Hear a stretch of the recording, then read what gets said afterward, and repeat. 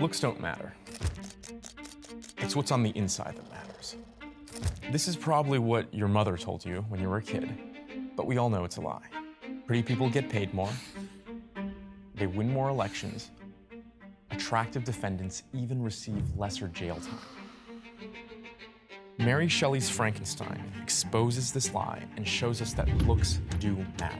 And it's even stronger than this because it's not just our outsides are more important than our insides. It's that, in some sense, our outsides are our insides. That beauty is goodness and the ugly are wicked. In this video, you're going to learn why being ugly makes you a bad person, the forgotten discipline of physiognomy, and what all this means for you living in an appearance-obsessed world. But first, some context. So, Shelley's Frankenstein tells the story about a very young and gifted scientist, Victor Frankenstein. Frankenstein has figured out a way to create life, and so his scientific hubris leads him to want to become the first human to create another human by artificial means. And so over a span of 2 years, Frankenstein labors at night, goes into a graveyard, digging up parts of corpses in order to assemble together and animate.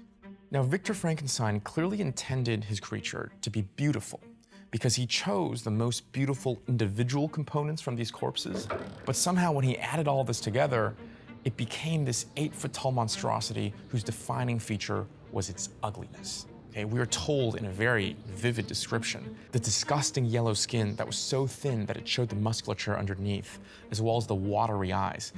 The creature was so hideous that right after Victor Frankenstein animates the creature, he leaves and abandons it in disgust.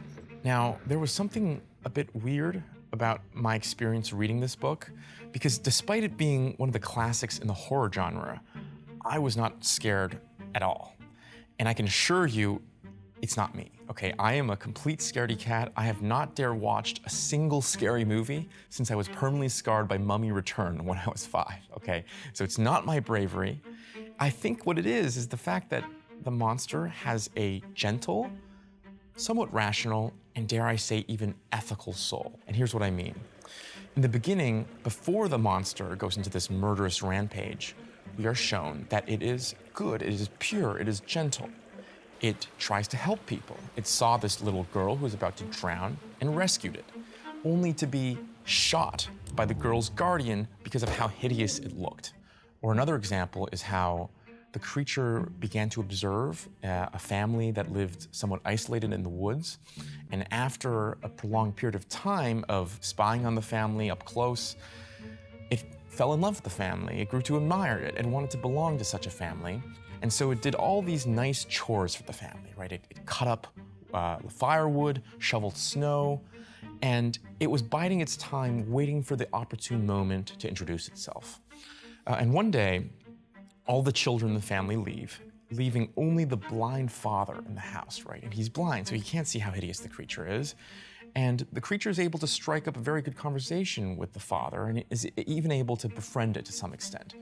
But then the children come back in the middle of the conversation, see this hideous creature doing God knows what with his father, and violently drive the creature away. And it's only after these early failed attempts, it's after being rejected by humanity in a somewhat unfair way, that the creature becomes resentful and goes on this murderous, vengeful rampage. But even on the rampage part, the monster, at least told by the monster itself, feels remorse for most of its murders and its unjust actions.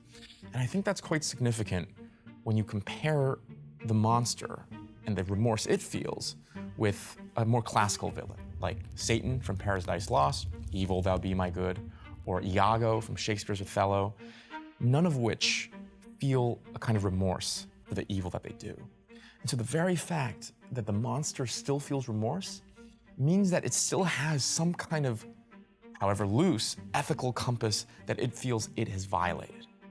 So that's why I say the monster has a gentle, a pure, and even towards the end, maybe an ethical soul. And for me, this is the central question that this book raises, which is how does the ugliness, which is the defining feature of the monster, how does that turn an otherwise ethical soul wicked? The reading that most people gravitate towards is a social reading, that it's only because Victor Frankenstein abandoned the monster like an absentee father, that society is prejudiced against the monster because of its looks and treated it terribly, did it degenerate into this source of evil. So under this reading, ugliness is tied to wickedness because the ugly are prejudiced against by society, and that forms a kind of social resentment. In other words, the creature only starts to conceive of itself as evil because it is recognized, because that's the kind of recognition it receives by prejudiced society. I think this is quite a plausible reading. In fact, reading this book, it made me think of modern-day incels. So incels are men who self-conceived, cannot get any women, mostly because of their looks. And this breeds a deep-seated resentment that sometimes ends up in the kind of tragic, monstrous killing sprees that Frankenstein's monster commits. Now, what the incel is after is not just sex, it's not just physical release. You know, they can hire prostitutes, they can still masturbate. What the incel really desires is a kind of romantic recognition. It's a social good that they yearn for, which is why part of the incel community's demands actually mirrors the monster's demand one-to-one. So in the middle of the novel, the creature corners Victor Frankenstein and forces him to build a female creature as a companion. But this is where this gets interesting. He tells Victor Frankenstein, I want you to make a female creature that is as deformed as me, that is essentially as ugly as me. Because only then, with two people or two creatures that are excommunicated from society, is the creature secure that his female will not run away, that his female will stick by him. And in like manner, the incel community, one of its early demands at least, was an ideal called looks matching. It's this idea that people of similar attractive values do and should pair off together. And so what the incel is saying is not that I want a hot girlfriend, they're saying I want an ugly girlfriend. Again, because with an ugly girlfriend, they feel secure in their romantic recognition. And I think what this goes to show is, number one, this is a kind of real psychology that people are pointing at, about how social resentment can turn a soul wicked. But number two, just how important a motivational force recognition can be. And I think this reading works especially well when you put it into context, because Mary Shelley was part of the capital R Romantic movement, and her mother, Mary Wollstonecraft, was one of the leading feminists. And both movements tend to trace the origin of human evil, human suffering, not in some immutable quality about the world or even human nature, but in changeable habits and biases and prejudices from society. So under this reading, the connection between ugliness and wickedness is the prejudice of society. Society itself is to blame for being so looksist, and if only people treated the monster well, like the blind father was about to, then the monster wouldn't have turned out to be so evil. This social explanation is what most people use to explain the connection between the monster's ugliness and its wickedness, but it quickly runs into two major issues. The first one is to say, even if it's purely just the social reactions of society against the monster's ugliness that made it evil, maybe those social reactions against ugliness are innate and are immutable. There is an episode in the book that strongly suggests this, and it's when the monster himself comes up with this capital R romantic idea. Society is prejudiced. Adults who have been raised by corrupt society are going to be unfairly biased against me because of my ugliness, and therefore, I'm going to go befriend a child who has not been corrupted yet. The monster goes and approaches a child when the child is alone, and this is what the child says. Let me go, monster, ugly wretch. You wish to eat me and tear me to pieces. You are an ogre. What this episode suggests is the human reaction against ugliness, the human reaction towards beauty, is not something that we can control. It's something that is innately built into us. And so the first objection is that even if the mechanism between ugliness and wickedness is purely social, the resentment you feel, the lack of recognition you receive, maybe those social reactions are actually immutable. But there's an even stronger objection here, which is, what if the connection between ugliness and wickedness weren't just through this external social mechanism, but intrinsic and innate? And to understand why that might be, we need to turn to the forgotten discipline of physiognomy. Physiognomy is a discipline that sees a strong connection between one's outer form, especially one's face, and their inner character.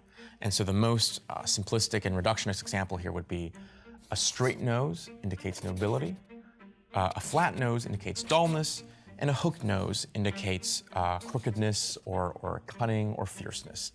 And when you put it that way, it sounds like a pseudoscience, but I think there's an intuition here that is validated by modern empirical science.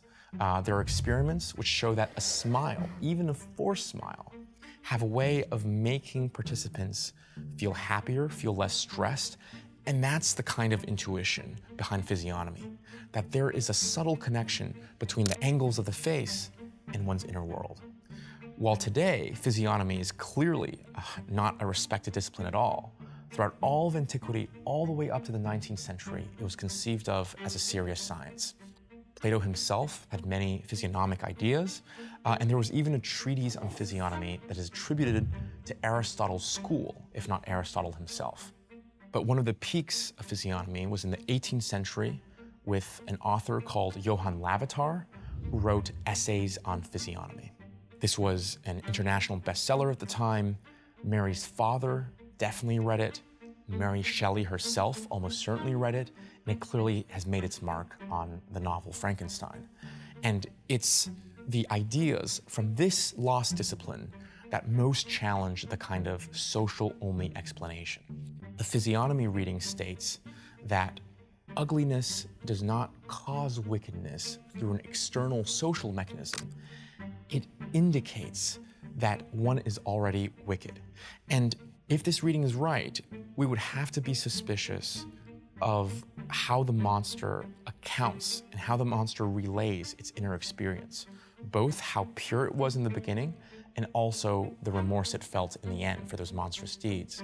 And we do have good reason, good textual reason to do this, because we are constantly warned by Victor. The monster is very eloquent and very deceitful. Under this reading, it's not that the ugliness of the monster, through the prejudice of society, caused the wickedness.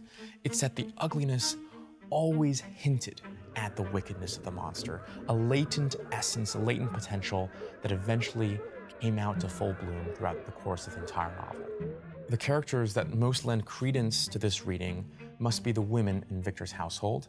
That's Elizabeth, his adopted sister, as well as Justine, the maidservant, okay? This is how the adoption of Elizabeth is relayed to us.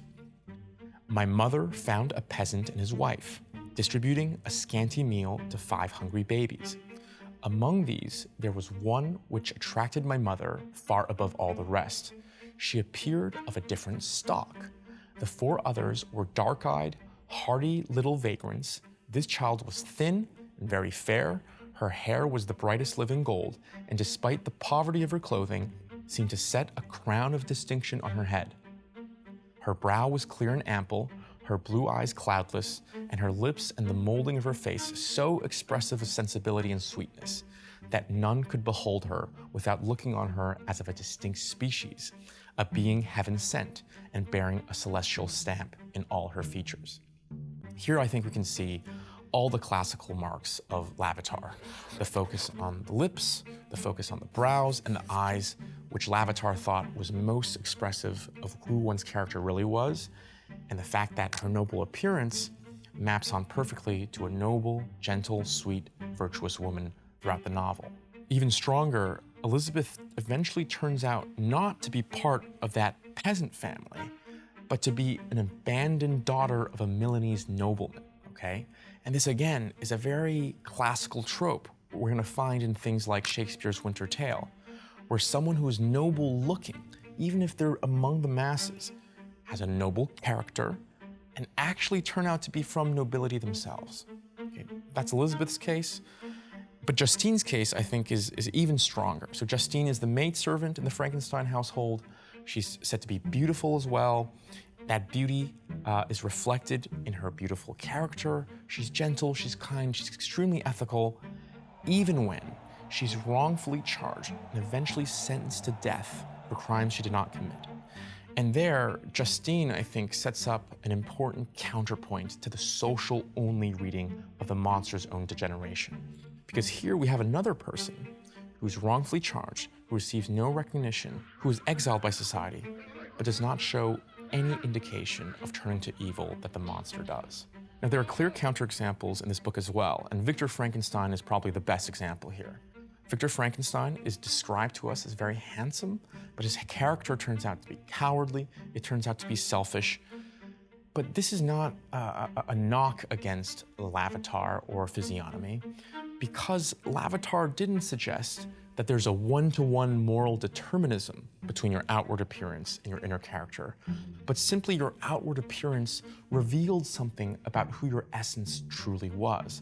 In other words, that essence can be, if rarely, overcome through nurture, okay? And the best example here must be Socrates, who famously had a very ugly body, but a very beautiful and good soul.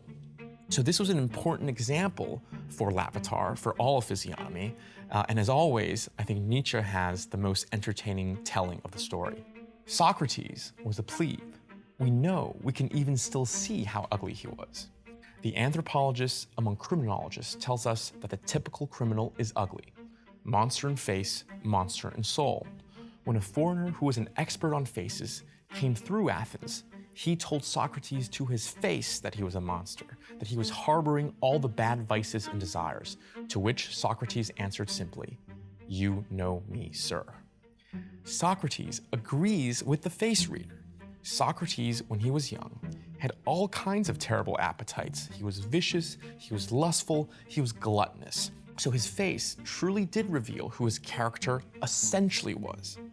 That essence was overcome by his philosophical practice. This is how Lavatar, this is how Physiognomy explains these kind of edge cases.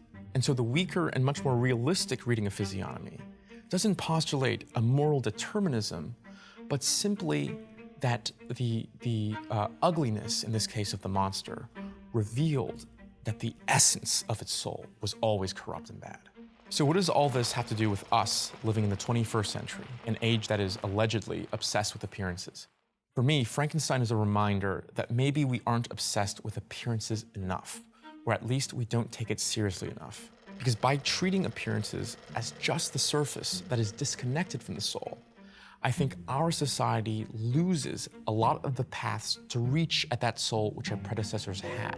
And I don't just mean the connection between beauty and goodness in man, but things in general. Let me be clear here. I'm not saying Physiognomy is right, but I do think it's significant that we are the outliers in Western intellectual history. Not the Greeks, not the Christians, not the early moderns. We are the outliers who do not treat the beauty of something as a strong indicator of its proper functioning and goodness. Looks matter, and a lot more than we moderns think. Shelley's Frankenstein is a reminder of the numerous mechanisms that can connect ugliness and wickedness. But if you want to learn about the opposite side of that coin, if you want to learn how beauty can elevate, then go check out my lecture on Plato's Symposium linked below. Thank you.